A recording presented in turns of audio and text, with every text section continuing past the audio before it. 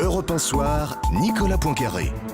Et le fait du jour dans Europe 1 Soir. Bonsoir Claude Askolovitch. Bonsoir Nicolas. Le fait du jour pour vous, c'est une proposition de François Hollande, le candidat à la candidature socialiste, qui voudrait que les syndicats et le patronat fassent eux-mêmes des lois. Oui, pas toutes les lois, mais des lois sociales. Et Hollande veut même changer la Constitution pour ça. On s'excuse, hein. Sujet complexe, droit social, droit constitutionnel. C'est une tribune de François Hollande dans Le Monde, mais c'est une tribune importante, la vision sociale d'un homme qui veut être président de la République et qui a des chances raisonnables de le devenir. Ça mérite qu'on s'y attarde. Je vous passe sur l'exposé des motifs. Il faut remettre la société en mouvement après les brutalités de Nicolas Sarkozy. Ça, c'est Hollande qui le dit. Mais ce qu'il veut faire, François Hollande, c'est redonner de la force à ce qu'on appelle les corps intermédiaires. Concrètement, il veut changer la Constitution pour que des accords qui seraient signés par des représentants patronaux et par des syndicats s'imposent juridiquement au Parlement et au gouvernement, à condition que ces accords soient majoritaires. Concrètement, en début de législature, il y aurait une grande négociation sociale et le Parlement déciderait de rendre aux partenaires sociaux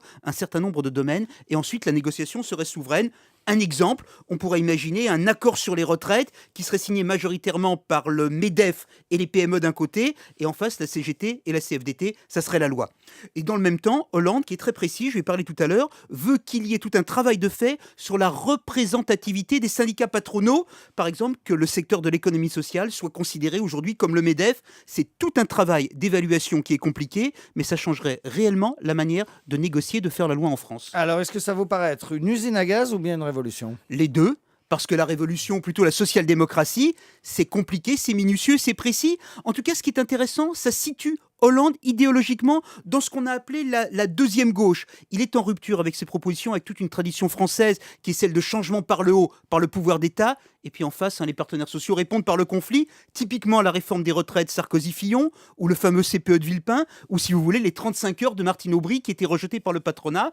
Hollande, lui, il veut amener un modèle de social-démocratie nordique, où les syndicats sont forts parce qu'on leur fait confiance. Et il veut remplacer la culture d'affrontement par une culture de négociation. Quelque part, ça s'inscrit presque dans sa fameuse normalité. Pour guérir la France des conflits, on l'apaise et on la met en dialogue. Ce qui est intéressant, c'est que ce n'est pas nouveau. Là, je vous parle de très vieux débats qui existaient déjà dans la gauche des années 70. Il y avait d'un côté ceux qui pensaient qu'on changerait la société en prenant le pouvoir. C'était les mitterrandistes, la CGT, Force ouvrière. Tiens, j'ai parlé tout à l'heure avec Jean-Claude Mailly pour tester auprès de lui les propositions de Hollande. Elles ne lui plaisent pas. Pour Mailly, en République, ce sont les députés qui font la loi.